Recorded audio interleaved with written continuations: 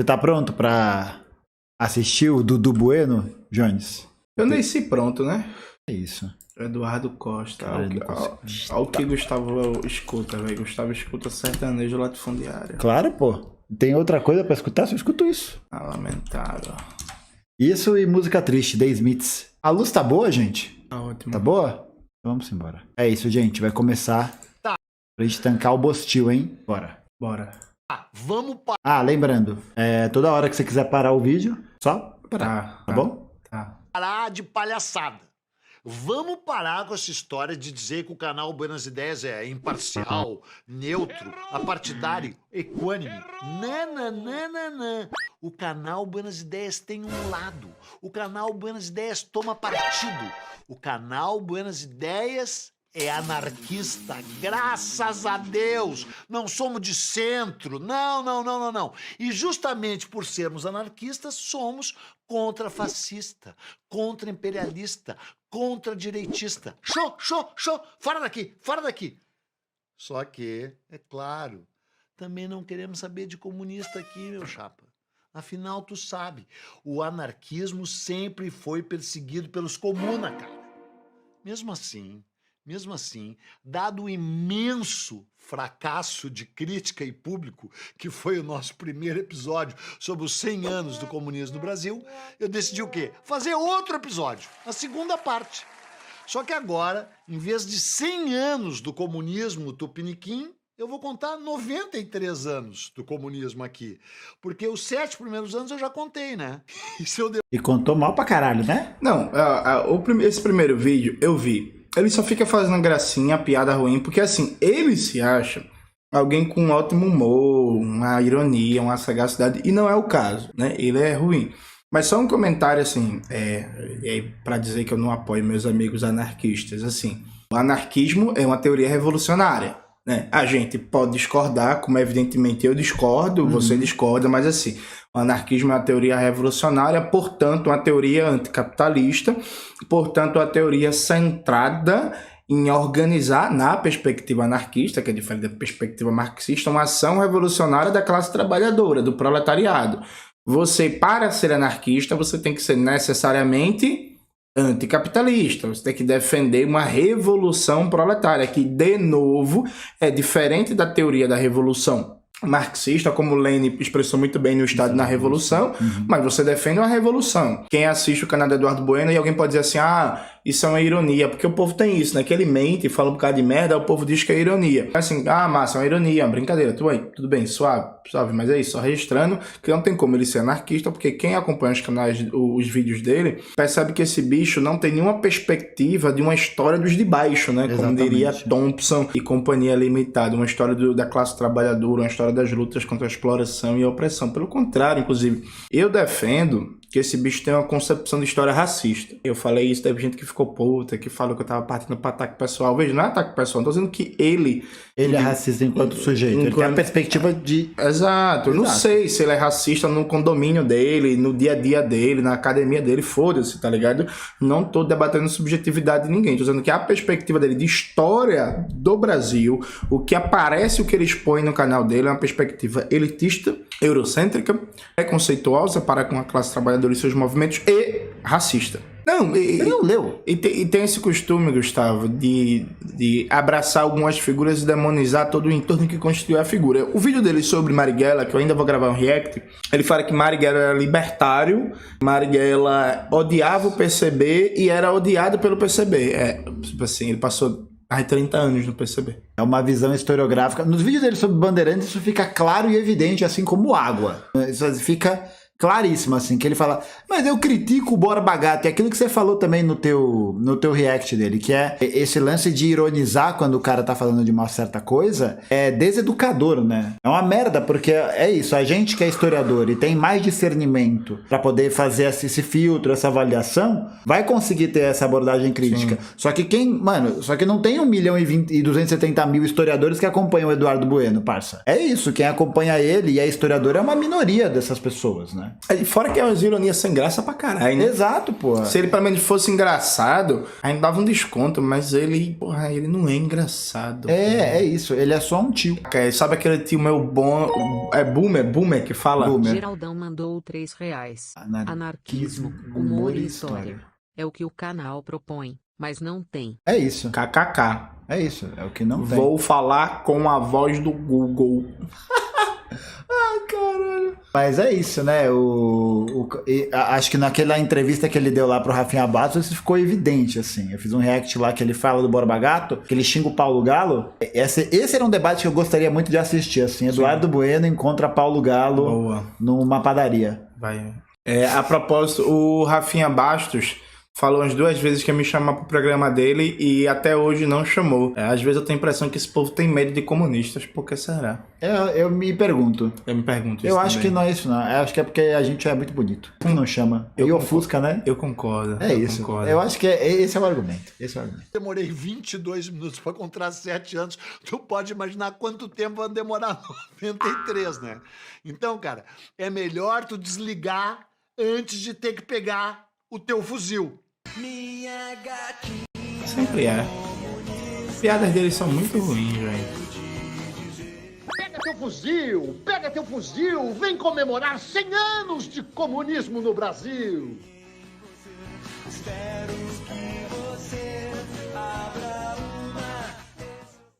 É isso aí, tu já viu a primeira parte, né? Se não viu, vai lá ver e não me enche o saco, né? Porque não pensa que eu vou entrar aqui com aquele papo tipo Netflix, né? Previously em Buenas Ideias. Não. Se tu viu, tu viu. Se tu não viu, vai lá ver. Graças a Deus não tem o Previously Buenas Ideias, né? O que é isso, Privilege? Tá ligado quando começa o episódio de uma série? Aí é o terceiro episódio e aí ele conta o que aconteceu no primeiro e no segundo. Anteriormente, não sei o que lá. Imagina todo o vídeo do Eduardo Bueno abrir E como é o nome disso em português? anteriormente. Anteriormente. Vamos chamar de anteriormente, gente. Contra o Tá imperialismo linguístico. Só o que eu vou te dizer é que em 1928, a direita brasileira chegou a uma das únicas conclusões corretas em toda a sua história. Intuiu que os comunistas eram uns acelerados. E aí baixou a chamada Lei Acelerada, jogando o PCB na ilegalidade. Acho que vale dizer que isso aconteceu várias vezes, né? E outra coisa, no react que eu gravei sobre ele, eu até cometi um erro porque eu dei a entender que na época da República Velha existia nada de movimento operário. Existia, evidentemente, mas não era um movimento operário organizado, nacional, etc, etc. Só que aí, veja, o movimento operário brasileiro, desde a virada do século XIX para o século XX, era muito reprimido, né? Os sindicatos, as associações e parará e parará. Quando o PCB surge, 3 meses de fundado, o partido já é colocado na ilegalidade.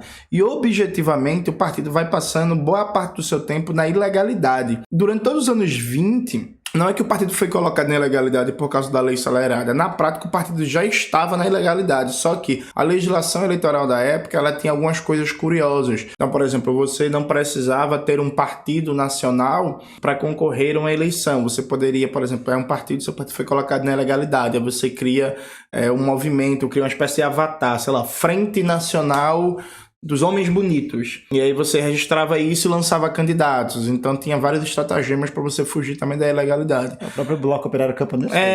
Tá ligado? Só que o PCB, isso, já estava na ilegalidade. Porque na perspectiva da classe dominante não era contra o PCB por ser comunista, né? Era contra o PCB por ser um organizador do movimento operário, porque antes do PCB existia, o movimento operário já era reprimido, proibido, perseguido e por aí vai, né?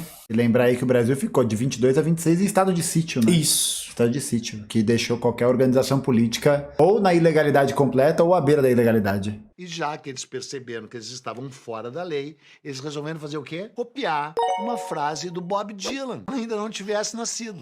A frase é essa, ó. To live outside the law, you must be honest. Ó, fecha aqui. Para viver fora da lei, tu tem que ser honesto. Hã? Bom, na real, não sei se foi bem assim. Mas o que eu sei é que quando os comunistas brasileiros perceberam que estavam acuados e fora da lei, eles decidiram unir forças com uma figura que vinha ganhando grande destaque na esquerda mundial. Luiz Carlos Prestes. E por isso, o Astrogildo Pereira, que então era o secretário-geral do partido, um cara tão incrível que vai ganhar um episódio só pra ele, porque ele começou a vida como anarquista, ele decidiu fazer o quê? Ir pra Bolívia. Pra encontrar quem? Che Guevara. Não. Che Guevara continuava tratando de doentes lá na Argentina. Che Guevara não tinha nem nascido. Quer dizer, talvez tivesse, não sei. Eles foram encontrar o Luiz Carlos Prestes. Talvez tivesse a de cair o cu da bunda, né? Não, velho, é isso, ele é babaca, babacoide, ele é imbecil. E aí, gente, eu não falo isso enquanto, tipo assim, quem tá criticando indivíduo, não, é porque, tipo, é isso, assim... Qual que é a necessidade de fazer um comentário desse? Cada pessoa tem um estilo, né? É um estilo de comunicar, um estilo e tal. Quem já acompanhou minhas palestras ao vivo e acompanha os vídeos do canal, percebe que, por exemplo, nos vídeos do canal eu sou mais sério e faço menos gracinhas que nas minhas palestras. Então eu tenho um estilo de comunicação dado, inclusive a própria faixa etária que me acompanha no canal, o que eu escolho, eu acho que é mais agradável para o público, dialoga mais, eu tenho um estilo mais sério. Ao vivo é diferente, tanto que quando as palestras, às vezes as palestras são gravadas e eu coloco no canal, o povo sempre comenta a diferença de estilo de fala, né? Então, cada pessoa tem o seu estilo, a sua forma de comunicar, né? Aquela dialética, forma, conteúdo. A forma do Eduardo Bueno é babaca. É isso. É babaca. A forma dele comunicar é infantiloide. E é uma coisa muito ruim, inclusive da cultura brasileira dos últimos anos, que é reduzir tudo a meme. Prestes. Tu já viu aqui o episódio do Prestes? Se não viu, vai lá ver. O Prestes estava exilado na Bolívia. E o Astrogildo foi lá para propor uma aliança entre o proletariado revolucionário sob a influência do PCB e as massas populares, especialmente as massas camponesas, sob a influência direta da Coluna Prestes e do seu comandante. Eu ainda não fiz a Coluna Prestes aqui, eu vou fazer. Aí tu vai ver que os campônios, que os camponeses, que os lavradores não estavam nem aí pra Coluna Prestes, pelo contrário, fugiram. Deixa ele terminar esse argumento. Prestes, né? Mesmo assim, apesar dos... Volta aí. Peraí. Bicho, não voltar, só parar. No vídeo que eu gravei de React, eu falei como esse bicho foi babaca ao comentar sobre a Coluna Prestes, né? Porque, tipo assim, Prestes, ele fala reiteradamente como a Coluna Prestes fez mudar a visão dele de mundo. Que era isso, Prestes era um cara de meio classe média empobrecida, né? Foi estudar na escola militar para garantir oportunidade de ensino superior e tal. E aí, velho, a gente tá falando do Brasil numa época em que a compreensão informacional sobre a realidade nacional era basicamente jornal. O rádio existia, mas ainda era muito incipiente no Brasil. E aí, você tinha uma compreensão muito mais localista da realidade, né? Você conhecia muito mais o que era a sua realidade municipal, estadual e por aí vai. E Prestes, quando sai na Coluna Prestes, cortando o que a gente chamaria hoje de Brasil Profundo, ele relata várias vezes, tipo assim, cenas bizarras de uma família que, porra, teve 20 filhos e 17 morreram antes do primeiro ano por causa da fome, uma expectativa de vida de 30 a 35 anos. Raul mandou R$20. Não tenho 100 conto, tira uma manga do casaco, Gustavo. Boa. E aí, enfim, a galera que vivia 30 a 35 anos, mães e pais que vendiam suas filhas, né, mulheres, em troca de um prato de comida, enfim. Então, tipo, a Coluna Prestes, ela foi um elemento descobridor do Brasil, para muitos dos revolucionários que dali saíram, e ela teve um papel definidor, porque da Coluna Prestes sai a maior liderança comunista do século XX, que é o Prestes, e também sai boa parte dos tenentes que vão ter papel central na constituição do varguismo. Então, assim, a Coluna Prestes é meio que o grande celeiro formador dos quadros políticos à direita e à esquerda que vão ter papel central nos anos 20, 30, 40 e 50. A partir de 50 você tem, enfim, toda uma nova geração um protagonismo político, né? Tipo JK, Jango, Brizola e por aí vai. Mas então, tipo, é um fenômeno definidor na primeira metade do século XX brasileiro. E esse bicho, toda vez que ele vai falar da Coluna Prestes, é por isso que eu digo que ele tem uma visão elitista, de antipopular, racista e os caré de história. Ele nunca dá dramaticidade, importância, e a própria situação merda, velho. Eu dei um exemplo pessoal, porra, minha avó teve uma caralhada de filho, mais da metade morreu de fome. Isso era anos 50, 70, tá ligado? Tipo assim, era outro dia. 30 anos depois disso aí. Tá ligado? E aí esse bicho é babaca. Não, e fora que no próprio livro do Astrogil da formação do PCB, ele chega para trocar uma ideia com o Prestes e dá os exemplares dos livros, né? Do Marx e do Engels, do Lenin. E aí fala, ó, lê aí, bichão, e um dia você me procura de volta. É, aliás, um texto maravilhoso esse, viu, gente? O relato do Astrogildo do encontro com o Luiz Carlos Prestes. É Sim. muito pica, muito foda. Só uma coisa importante. O chat tá perguntando sobre fontes. Veja, gente. Fonte não é a verdade revelada. Isso é importante. Todo debate historiográfico, todo debate científico sobre metodologia da pesquisa de história tem como pressuposto que a fonte, ela é uma boa fonte de acordo com as características constitutivas dela própria e do próprio trato analítico que você faz com a fonte, ou de maneira mais sintética, que pergunta você faz a fonte. Então vou dar um exemplo para vocês. Veja, as lives do Bolsonaro, elas são fontes. Daqui a 50 anos, quem quiser analisar o que foi o período do Bolsonaro, por exemplo, vai ter que necessariamente analisar essas lives Al-Qaeda que ele faz toda quinta-feira, e aquilo é uma fonte, percebe? Aquilo é uma fonte. Agora, há uma diferença no trato dessa fonte se você acredita que o Brasil estava na beira do comunismo, como diz o Bolsonaro nas lives Al-Qaeda dele, que vão ser fontes, ou se você questiona as afirmações que estão contidas naquela fonte e faz um tratamento analítico, científico de filtrar o que é verdade e o que não é, e não só filtrar o que é verdade e o que é mentira, mas entender por que existem certas mentiras e por que existem certas verdades. Então não é tipo assim, tem fonte e tá certo. Não, o trabalho historiográfico é a pesquisa, a consulta, a garimpagem de fontes, mas também um debate teórico, metodológico sobre que tipo de fontes a gente está usando. Dado que, por exemplo, Canudos, a gente praticamente não tem fontes diretas dos moradores, das pessoas que faziam parte de Canudos. O que a gente tem são diários, reportagens e por aí vai de pessoas exteriores a Canudos. Você não pode pegar, por exemplo, uma reportagem de um jornalista que escreveu sobre Canudos e tomar ipsis literis aquilo como verdade e dizer minha pesquisa histórica está baseada na fonte. Você tem que ter uma abordagem teórico-metodológica para pensar por que aquele jornalista escreveu daquele jeito sobre Canudos e questionar o que dali, por exemplo, é da sua subjetividade, sua formação de classes e o que representa a própria realidade do que era Canudos, saca? Então, trabalho historiográfico não é só ter fontes, é o manejo que você faz das fontes, o trato teórico que você faz das fontes e que fontes são selecionadas. Maiores dúvidas, leiam um livro, Apologia da História, do Mark Bloch, que não era marxista, mas esse livro é fantástico. Não, e é isso, né? Acho que isso fica muito evidente quando a gente pega, por exemplo, para fazer análise, por exemplo, de um evento histórico a partir da perspectiva do que um artista produziu, né? Isso. Então a gente pega, sei lá, aquele quadro do Pedro Américo, o quadro da Independência, e aí a pessoa pega, segundo essa fonte, segundo isso é um documento, né, que retrata um processo, ele tá dizendo isso. Mas a questão é essa, quem era Pedro Américo? Isso. Quem mandou encomendar o quadro? Em que época que ele foi feito? Aonde que ele tá? Por que ele tá nesse lugar, né? Porque senão é isso, a gente pega o livro negro do comunismo com aquele monte de palhaçada que tem lá. É uma fonte. É isso, é uma fonte, é isso. Não, e ainda tem um debate que eu gosto muito, né, que alguns historiadores fazem uma distinção entre documento e monumento, partindo do pressuposto que todo poder político constituído cria sua política de memória e suas fontes. Então, por exemplo, os diários oficiais dos governos, eles são fontes. A gente vai poder consultar eles daqui a 50, 60, 70 anos. Mas, por exemplo, o que é que o povo do Vale do Javari, onde sumiu, foram assassinados o Bruno.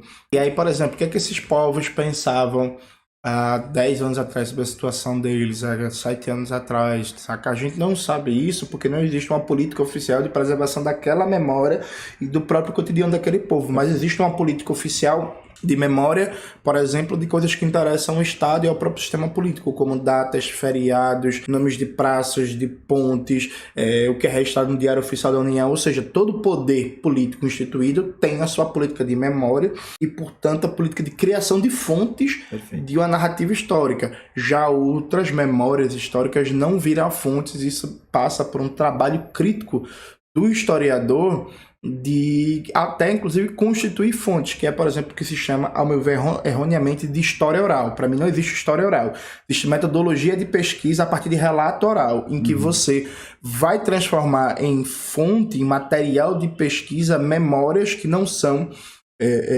sacralizadas pelo poder dominante, e você vai fazer a pesquisa, vai registrar e por aí vai, ó. Depois quem quiser fazer trabalhos em cima disso, temos aqui a memória, relatos e tal, do que aquele povo de determinada época pensava, sabe?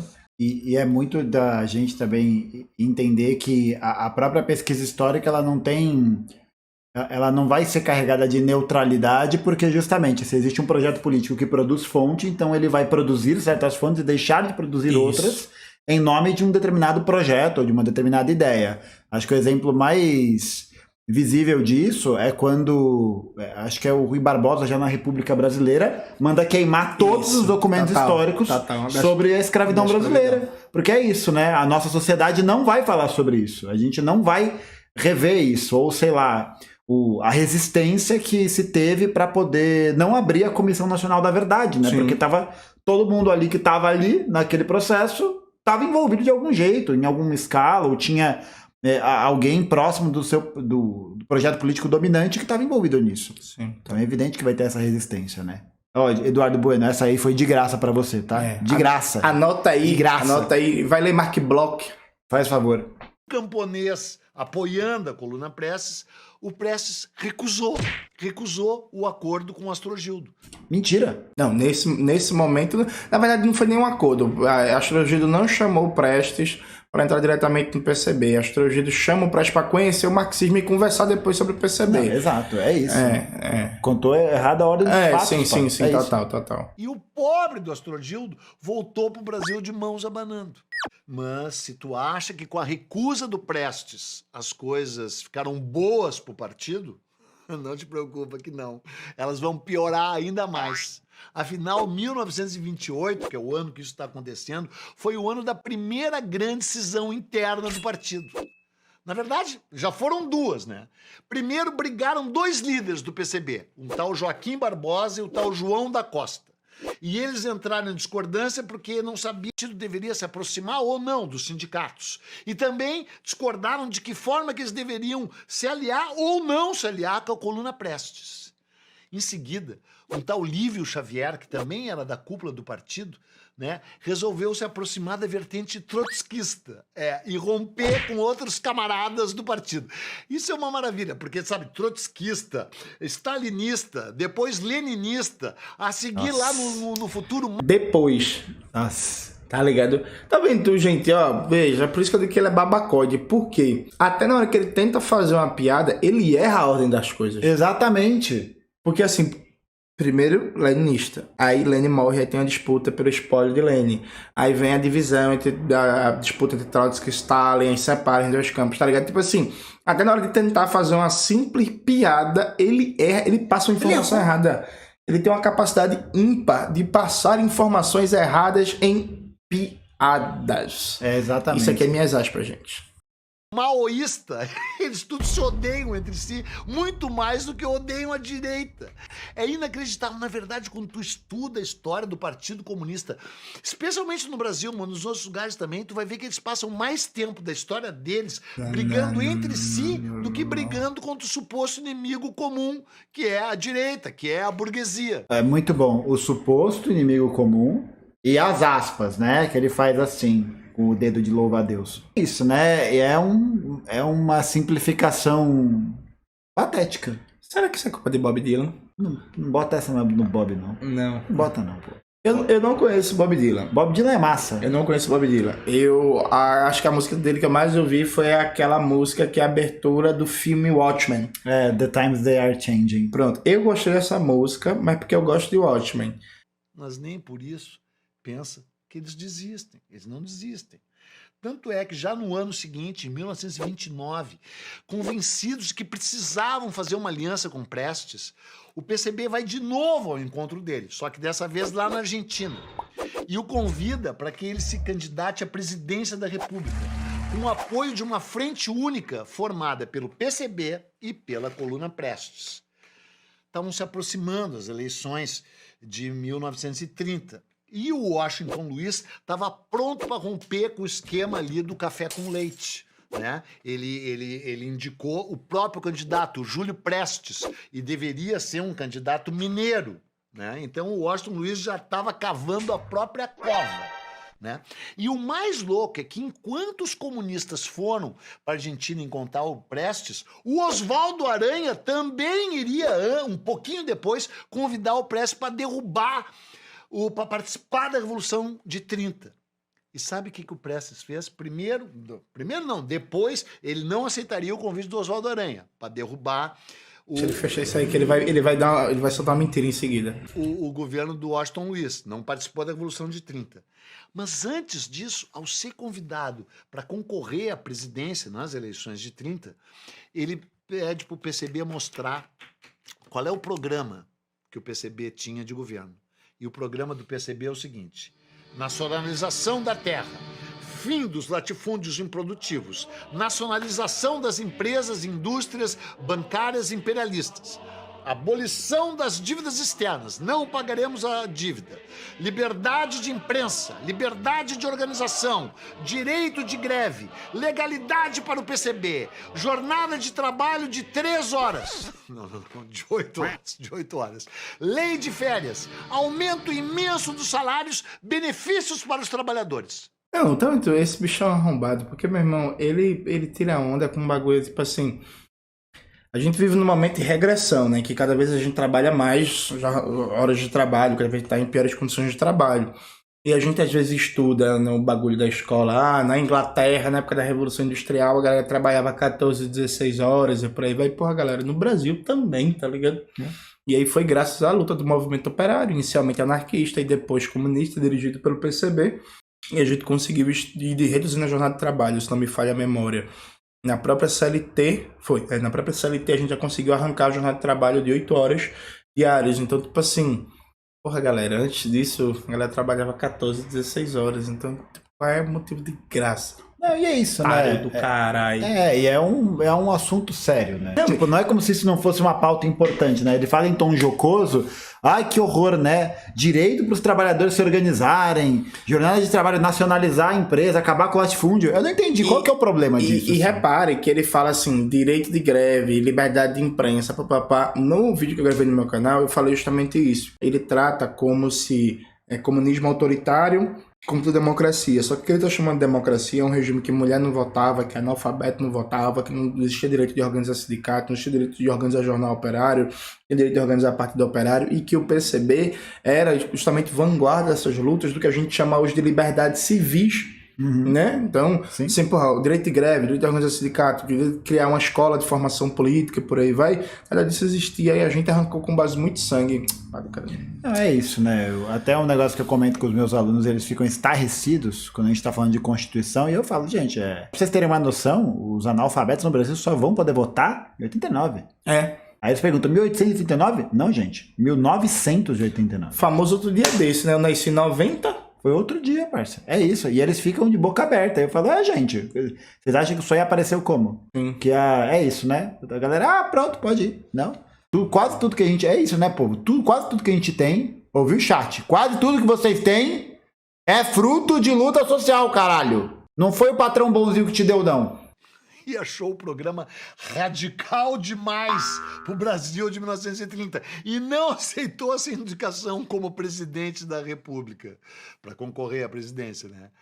Sábio Prestes. E aí, outra vez, os diretores do PCB, a direção do PCB retornou ao diretores do PCB. O CEO do PCB. O CEO do PCB. O CEO do PCB. O gerente do PCB. Nossa, velho. Pelo amor de Deus. É tudo tão tosco. Nossa senhora, pelo amor de Deus.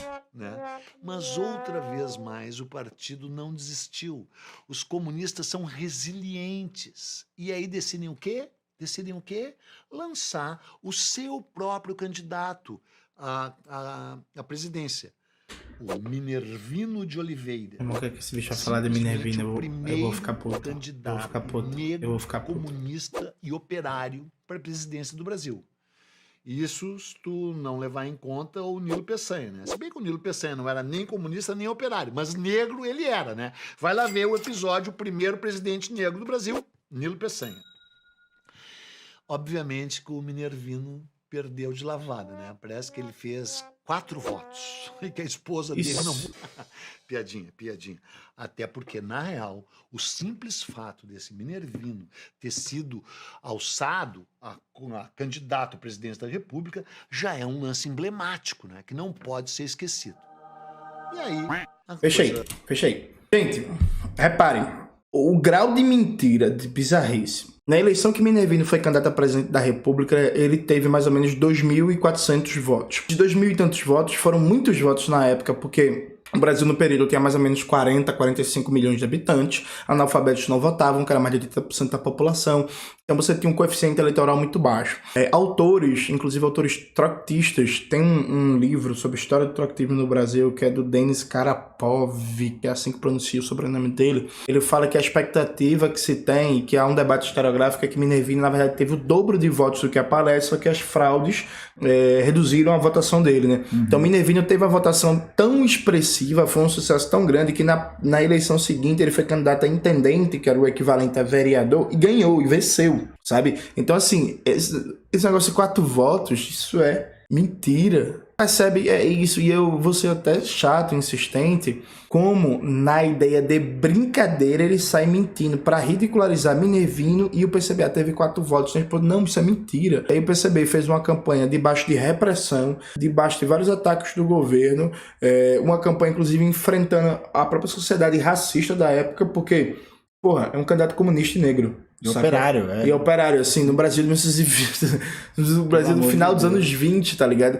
E mesmo assim teve uma votação muito expressiva, muito foda pra época, sabe? Mais de 2.000 votos. Então esse bicho é babaca. Tá vendo? É por isso que eu digo que ele tem uma visão racista e elitista de história. É porque ele tenta sempre reduzir, ridicularizar, galhofar, tirar onda com todas as experiências populares, com toda a memória histórica da classe trabalhadora, com todo e qualquer movimento dos de baixo, que significa a contestação à ordem. Então ele pega o primeiro operário negro, comunista, candidato à presidência num país profundamente racista, em que não tinha virado ainda a chave do racismo biológico, porque em 28 você não tinha o mito da democracia racial consolidado, que vai ser um negócio freiriano dos anos 50.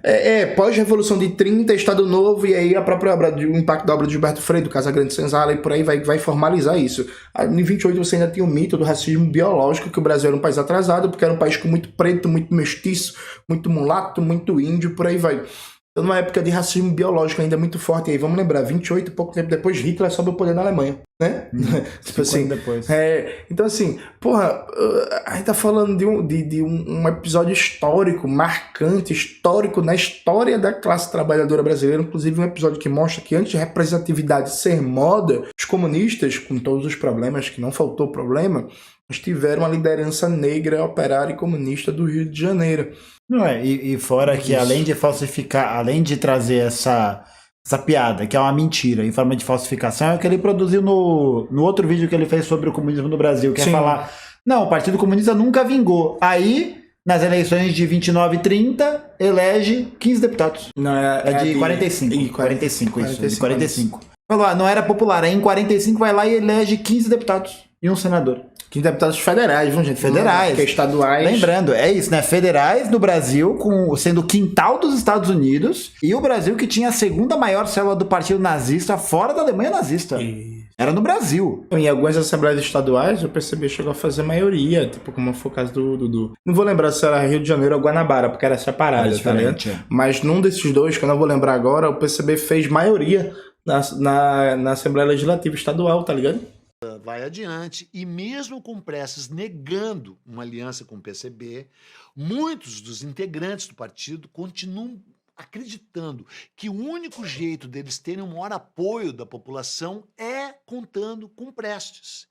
E aí, em 1934, com um leve empurrãozinho da União Soviética, o Prestes é obrigado a se filiar ao partido. O Prestes estava lá, no Paraíso na Terra, em Moscou. Vai lá ver o episódio do Prestes, vai lá ver o episódio do Prestes, que na verdade, quando se fala em comunismo no Brasil, a gente está falando em Prestes. E aí vai ser criada a Aliança Libertadora. Esse bicho ele é tão babacóide, tão irresponsável, que ele contradiz o que ele mesmo falou num vídeo dele. Porque no vídeo dele sobre Prestes, ele fala que a Internacional Comunista obrigou o PCB a aceitar Prestes. como militante, o que não foi bem assim. E aí nesse vídeo ele fala que Prestes foi obrigado a entrar no PCB. Então em cada vídeo ele tá falando uma mentira diferente que se contradiz uma com a outra, porque o Prestes foi obrigado a entrar no PCB, ou então o PCB obrigou, ou então a Internacional Comunista obrigou o PCB a aceitar Prestes. São duas versões... São duas coisas completamente diferentes. Tá ligado? Tipo, Sim. é isso, velho. Ele é muito irresponsável. Eu acho que ele não tem nenhum cuidado de lembrar as merdas que ele fala, sei lá, ter um roteiro, ou então ver o vídeo antes, ou então conferir depois que foi gravada a edição, em que ele sai se contradizendo de um vídeo para outro. E fora personificar a história do movimento comunista brasileiro em Prestes. Como se não existisse ninguém, né? Claro que é a maior liderança brasileira do Ele é movimento. protagonista, mas pra ser protagonista de alguma coisa tem que ter um movimento. Claro, né? É isso. Sinteticamente é isso, né? Acho que essa personificação ela é uma questão, sabe, né? Problemática, assim, em certo sentido. Então, e aí reduz a isso, né? Aí você pegar qualquer caso da vida do Prestes, qualquer coisa, você pode usar como um argumento contra o comunismo no Brasil. Total. Que é isso, né? Porque se Prestes é o comunismo, logo é isso. Foda-se, vale qualquer coisa. Nacional, que eu já falei aqui várias vezes, falei no episódio do Marighella, falei no episódio do Lacerda, falei no episódio da Intentona Comunista, né? Então não enche meu saco, vai lá saber o que é a ANL, Aliança Nacional Libertadora. E aí, por causa do Prestes e da ANL, vai estourar em 23 de novembro de 1935 a Intentona Comunista. Intentona Comunista. E eu já fiz o episódio, também não vou te contar. E aí, evidentemente, o que tu sabe é que a Intentona Comunista foi catastrófica. E a única coisa que ela realmente serviu foi para aumentar a repressão sobre os comunistas no Brasil. Tanto é que em 1936, o ano seguinte, foi criada a Comissão Nacional de Repressão ao Comunismo. Eu, como anarquista, adoraria fazer parte da Comissão Nacional de Repressão ao Comunismo, mas tu que é de direita, não. Parça, que isso? Velho, o Bakunin deve estar vendo a gente agora e se revirando no túmulo, parça. Só tem uma palavra a dizer. Patético. Patético. É patético. Patético. O cara meteu uma dessa e... Fora que vídeo longo do caralho, a gente tá só em 11 minutos, pô. Pô, eu falei que ia demorar, não falei? É, dá até um... Solta aí, pô, deixa essa merda rodando aí, pô. Agora, a questão é que ela era de direita, né? Ela passa a investigar qualquer suspeito de atitude comunista, né? Acho que eles iam investigar até o canal Buenas Ideias, né? Não é? Não, né? É ou não é? Não vai precisar, não. E aí, com essa lei, eles passam a exigir atestado de ideologia. Atestado de ideologia. Eu vou te dar o meu atestado. Para qualquer pessoa que exercesse um cargo público ou um cargo sindical. Qual é a tua ideologia aí, ó? Tô aí atrás. Nos anos seguintes, as coisas vão piorando. Só dá uma pausinha. Gente, só uma curiosidade histórica. Se acharam isso absurdo de atestar de ideologia para quem segue qualquer ideologia, a Alemanha Ocidental tinha a chamada lei dos extremos, que foi mantida com a unificação da Alemanha, mas dizendo o devoramento da Alemanha socialista, e continua valendo. Então você, oficialmente, se você for um militante comunista organizado, você não pode prestar um concurso público para ser um professor, para ser um policial, para ser um médico e por aí vai. Então, tipo assim, ele tá debochando, não sei o que e tal, mas a Alemanha tem isso até hoje, né? E usou muito durante o período da Guerra Fria para perseguir qualquer pessoa suspeita de simpatias pelo comunismo ou pela Alemanha socialista. Fora que até hoje é proibido existir partido comunista na Áustria, né? A gente já comentou isso comigo uma vez. Não, eu fiquei estarrecido. E para você tirar o visto para os Estados Unidos, eles perguntam se você é comunista, né? Se você for comunista, você não entra. Você não entra.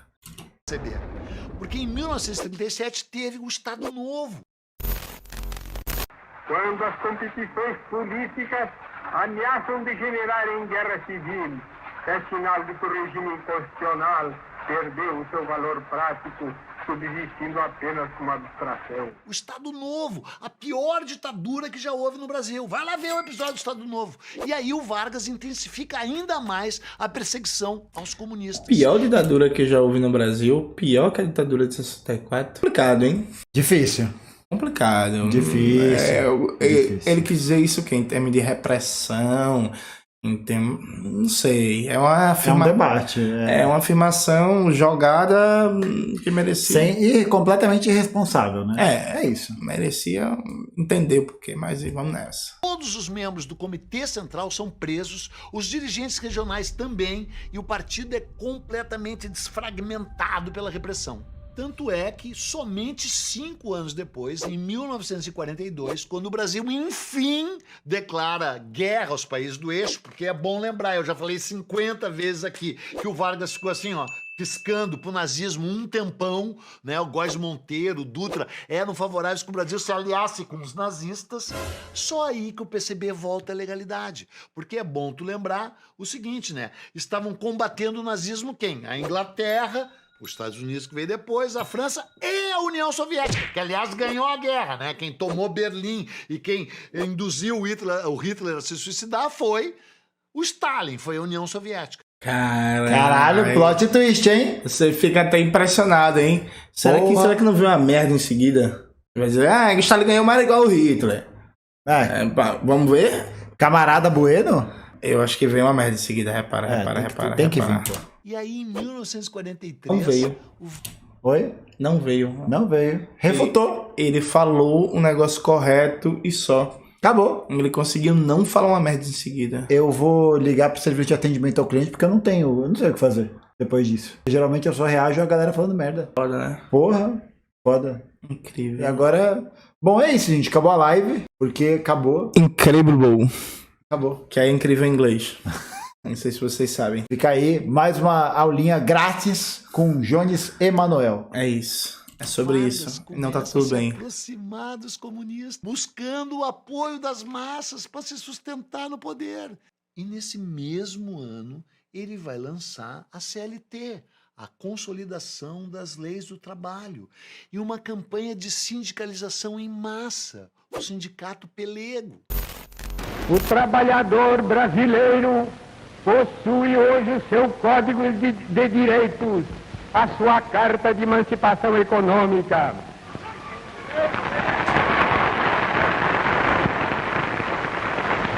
Ele sabe perfeitamente o que isso vale.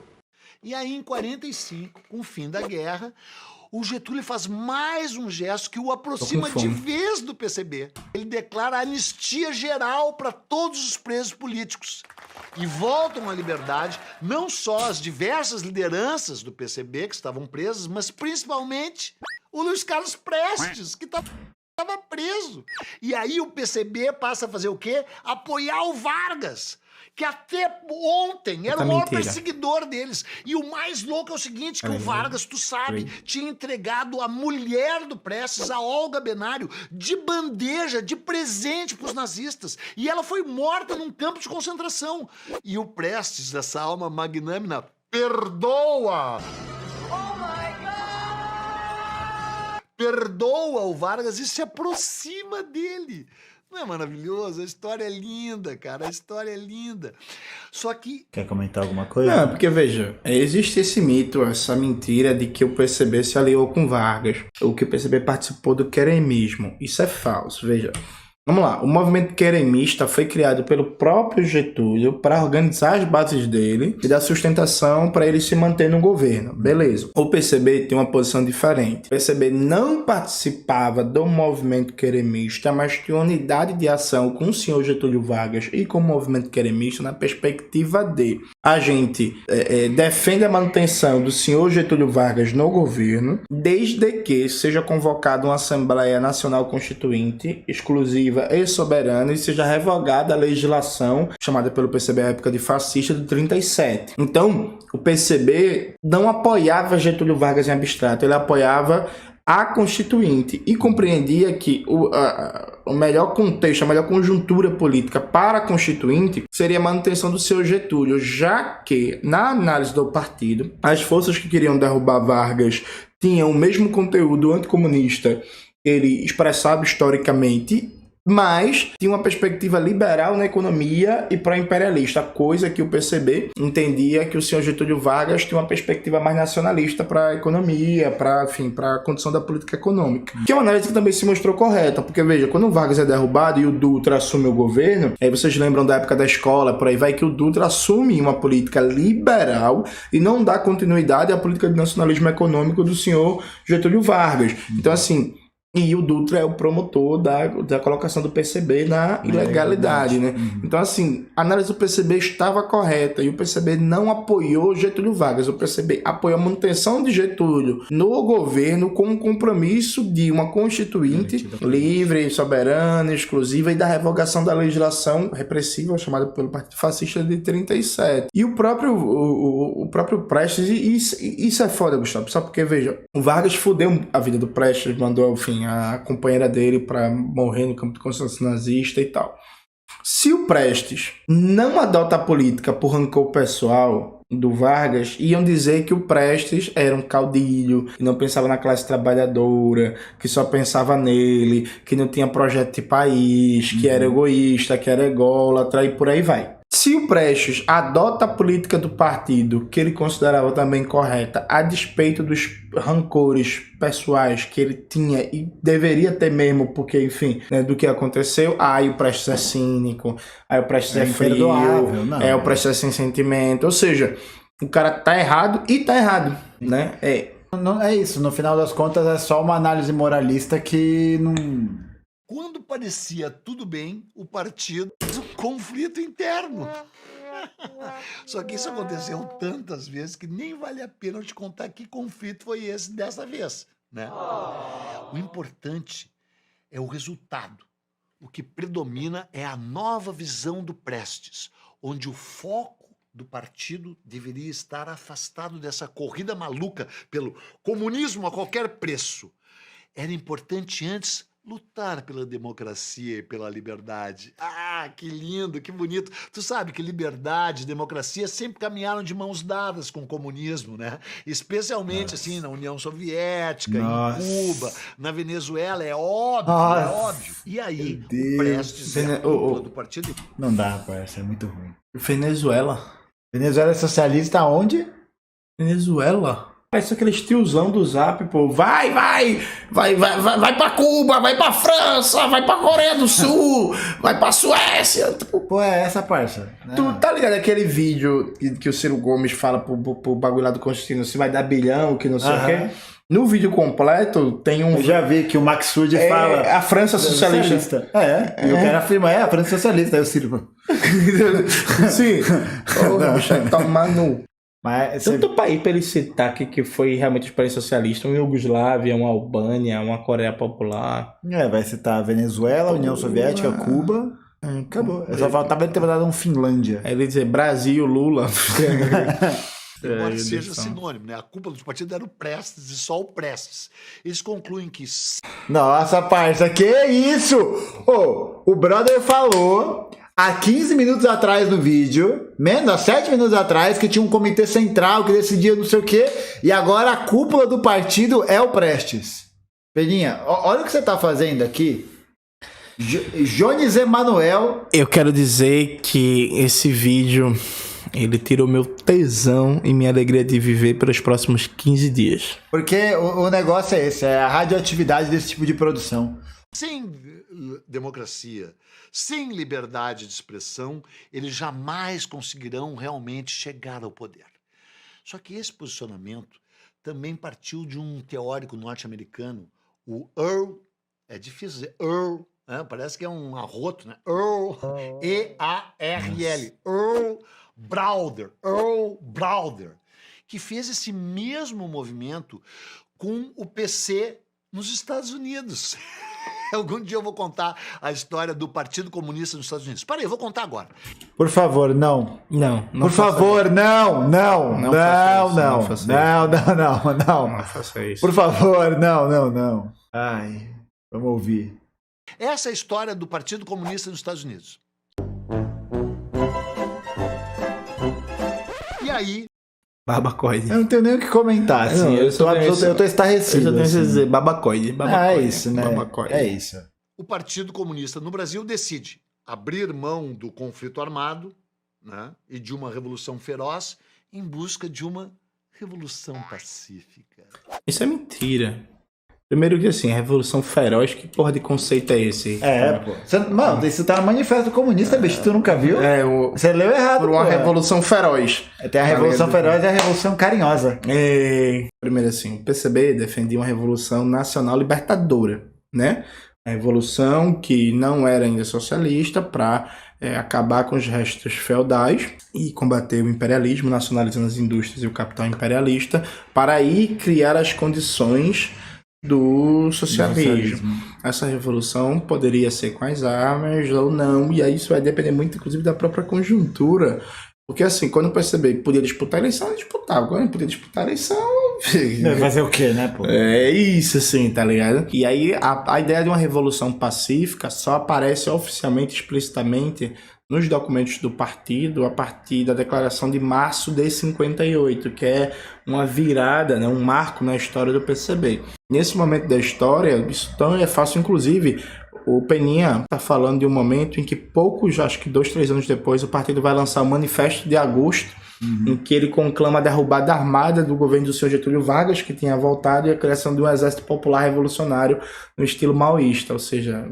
É isso, né? E fora, ele faz um negócio que eu tava conversando com o Rodrigo numa outra live, que ele faz... O Partido Comunista, então, decidiu de qual época? Em qual período que você tá falando, né? Sim. Porque é isso, né? São conjunturas completamente diferentes, e você pega pra fazer essa abordagem... Ele pensou isso, mas em que período? Por quem?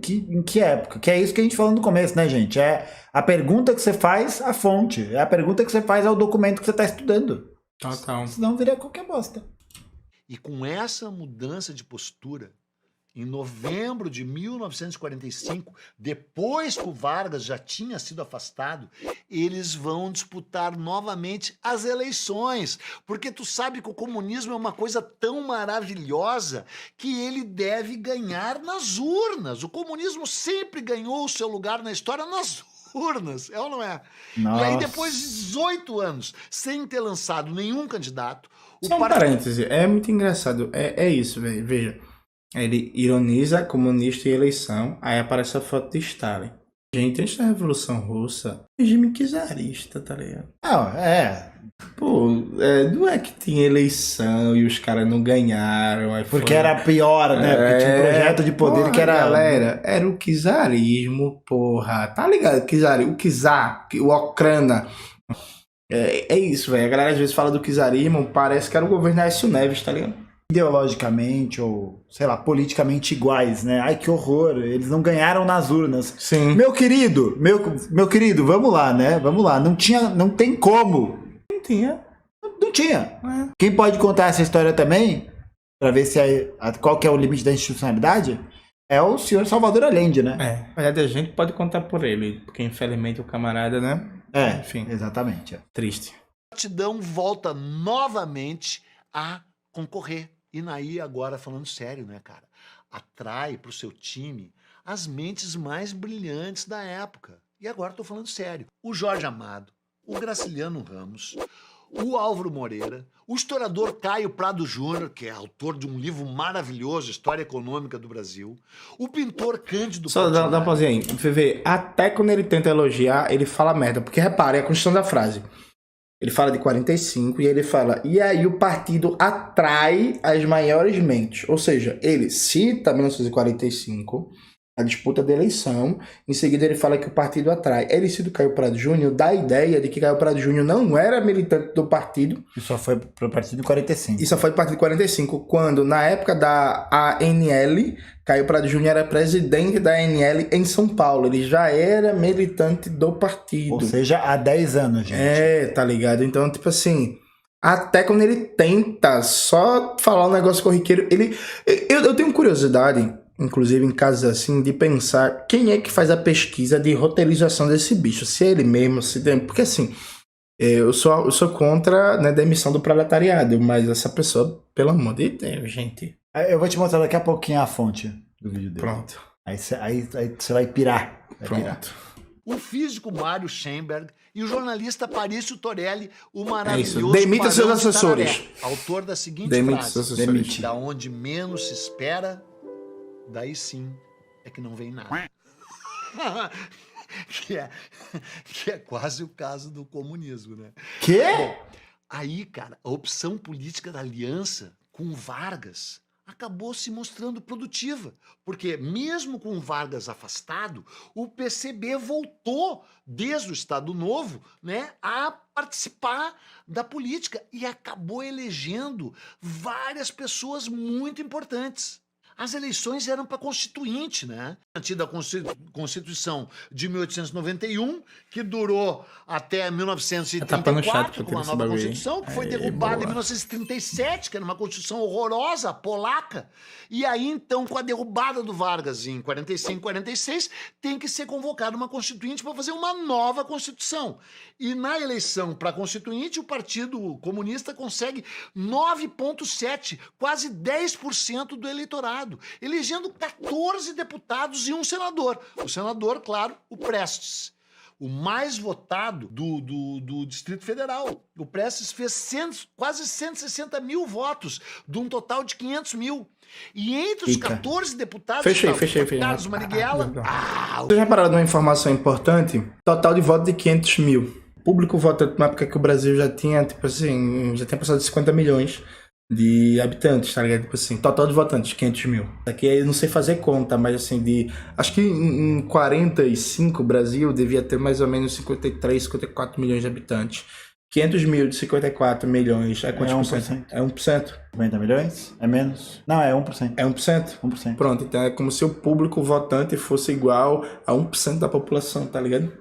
1%. É isso, 1%. é isso. Valeu aí, galera. Vocês que sabem fazer conta. Vocês são os Stephen Hawking da gente. É isso. O grande Marighella, a gente já fez um episódio sobre ele, vai lá ver, né? E o Jorge Amado, que foi eleito por São Paulo e que fez a lei do livro. A lei do livro. É, porque o livro não paga imposto por causa do Jorge Amado. Embora o atual ministro da Fazenda queira cobrar imposto sobre o livro, né? Graças a uma lei do Jorge Amado. Só que, claro... Foi a lei de Jorge Amado, foi a lei do PCB, né? Apresentada pelo deputado Jorge Amado.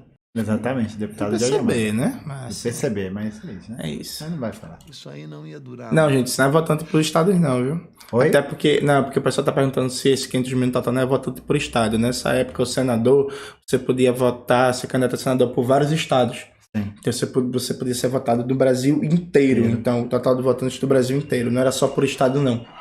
Porque com o surgimento da Guerra Fria e com um alinhamento cada vez maior dos Estados Unidos e com o fim da guerra, já tinha acabado, no dia que acabou a guerra, os Estados Unidos e a Inglaterra viraram inimigos da União Soviética, né? No dia que acabou a guerra. Não foi antes, não. Vamos lembrar aí que o Winston Churchill tinha um plano de jogar uma bomba atômica em Moscou. Sim. O Partido Conservador Britânico e setores do Partido Republicano tinham isso. Então é inimigo bem antes, tá? Tá bom. É assim que eles tomaram Berlim, dividiram Berlim, tarará. Aí vem o Plano Marshall, chega o ano de 1947 e os Estados Unidos decidem varrer qualquer sinal de influência política tá acabando. soviética, Ufa. comunista Graças a Deus. do hemisfério Ai. sul. Talvez então tenha sido mera coincidência que nesse ano de 47 o TSE, né, tenha cancelado o registro do PCB, alegando irregularidades no seu estatuto e afirmando que o PCB era um partido estrangeiro. E uma das provas que eles deram para isso é que o nome era o nome do partido. Eles disseram, não é o Partido Comunista Brasileiro, e sim o Partido Comunista do Brasil. Porque sempre, né, a gente tem que esclarecer, eles sempre se chamaram Partido Comunista do Brasil, e não Partido Comunista Brasileiro. Né? E esse argumento maravilhosamente semântico, linguístico, né? uma mísera preposição foi o argumento definitivo para que no dia 10 de maio o ministro da Justiça determinasse o encerramento das atividades do PCB. E aí, cara, começa imediatamente uma super repressão aos núcleos comunistas. A polícia do Rio de Janeiro fecha 600 células do partido. Em São Paulo, são fechadas 360 células, 22 núcleos distritais, 102 comitês. Em Porto Alegre, 123 células. E tu sabe, né? O câncer é uma proliferação de célula. Nesse caso. Ele meteu essa mesmo. Nossa, tá vendo tu, gente? Aí eu digo que esse bicho tem uma visão racista, preconceituosa, elitista. Repara, Não dá, parça. a galera tá sendo perseguida. Estamos falando de trabalhadores, depois de ser colocado o partido na ilegalidade e tal. E aí ele xinga os perseguidos, mas não os perseguidores. Perceba, tipo assim, ele fala, não, tira uma ondinha, uma brincadeira, colocaram o Partido Comunista na ilegalidade, lá. Aí depois ele começa, sabe, tipo, velho. É reacionário. Esse bicho reacionário. Esse bicho é reacionário. A galera. É porque, gente, veja, pra ser reacionário, não precisa chegar assim, gritar em praça pública. Odeio negros. Odeio LGBTs. Índio bom é índio morto. Odeio mulher. É possível você ser reacionário, gente, tendo uma visão, tendo um reacionarismo um pouco mais refinado, que não apareça de maneira vulgar, como se fosse um tiozão do Zap. Isso, por exemplo, é um exemplo de reacionarismo. Mas não tá dizendo odeio negros, odeio mulher, odeio LGBTs, direto, né? Tá ligado? Uhum. É isso, assim. Acho que o período do bolsonarismo, né, o governo Bolsonaro e tudo isso, ele criou uma visão muito reducionista do que é ser reacionário, né? Sim. Parece que ser reacionário é aquele cara que brada essas coisas, né? Só, e acabou. Só que a coisa é mais complexa do que isso. Sempre foi, sempre será, né? Que é aquilo, eu tava até comentando com o chat que perguntaram pra mim o que eu achava, por exemplo, daquele ceboso do Marco Antônio Villa, e eu falei a mesma coisa. O cara é um reacionário igual, é a mesma coisa. A diferença é que ele não caga na mesa. É só isso. Exatamente. É só isso. Exatamente. E aí o bolsonarismo jogou o nosso critério tão pra baixo, mas tão pra baixo, que a gente acha, um democrata. Total. É o democrata, o republicano, né? Meu cu. Caso é exatamente o contrário. Que, nesse caso... As conquistas e as esperanças do partido são destruídas, né? Mesmo eles tendo tentado seguir o caminho democrático. A cassação de todos os políticos comunistas que tinham sido eleitos pelo voto. Então, se tu pode achar ou dizer que o comunismo usa a democracia para infiltrar os seus deputados comunistas nas câmaras, no Congresso, a mesma coisa acaba fazendo a direita, né? Que cassou os mandatos de caras que tinham sido eleitos. E aí, tu acha que essa história acabou, né? Não. Não acabou. Porque ainda tá cheio de comunistas debaixo da mesa aqui, atrás do armário. Mas eu só vou contar essa história desses outros comunistas se esse episódio fizer pelo menos 500 views em um ano. Se a gente chegar a 527 views em um ano... É chantagem. Eu vou fazer a terceira parte... Ele tá fazendo chantagem. Da história do PCB no Brasil. Até porque vai surgir o PC do B. Eles se separaram de novo. Então isso aí, eu vou me embora com o meu fuzil lutar pelo Brasil. Né? Não, ruim. Ruim é uma cerveja quente. Ruim é cerveja quente. Ruim isso foi ruim. Foi um pouco mais que ruim. É verdade. Pediram pra eu mostrar pra você qual que é a fonte. Ah, sim, cadê a fonte? Bibliografia de Jorge Amado, Cavaleiro da Esperança, que é um livro, que é um romance. Simplesmente aspectos de formação teórica, política e polêmicas de Patrícia Esposito Mestre, professora do curso de doutorado de Espanha. Olha só, é porque no primeiro vídeo dele ele botou Eduardo Bueno, Brasil, uma biografia. Homens e Coisas do Partido Comunista, 46. Razoável contribuição à história do PCB. Anarquismo e formação do Partido Comunista no Brasil. E aí, veja, desses livros, eu só não conheço o primeiro. Patrícia. Não conheço, e tá, essa tese de doutorado em História Social pela PUC, mas eu conheço do Jorge Amado, conheço do Nelson e conheço esses anarquistas e comunistas no Brasil.